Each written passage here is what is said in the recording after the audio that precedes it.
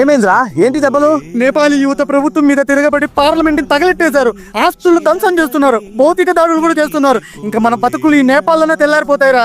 అయితే మనం ఇండియాకు పోలేమా? కేంద్ర ప్రభుత్వ సహకారంతో సురక్షితంగా రాష్ట్రానికి తీసుకొస్తామని నేపాల్ బాధితులకు మంత్రి నారా లోకేష్ భరోసానిచ్చారు. అనంతరం కాఠ్మండూ నుంచి వైజాగ్ కు ప్రత్యేక విమానాన్ని ఏర్పాటు చేయాలని అధికారులను ఆదేశించారు. మమ్మల్ని అందరినీ జాగ్రత్తగా సేఫ్ లో తీసుకొచ్చారు. ఇక్కడికి వచ్చిన తర్వాత మాకు ఆనందంతో వచ్చిన బాష్పాలు. నిజంగా చెప్పాలంటే ఆయన కనుక తీసుకోకుండా కనుక మేమే అసలు వదిలేసుకున్నాం. మేమైతే ప్రతి 10 నిమిషాలకి మాకు కాల్ చేసి ఫాలో అప్ చేసి ఇంతలా చేయడం వల్ల మేము సేఫ్ గా ఇక్కడ తిరిగి చేయము.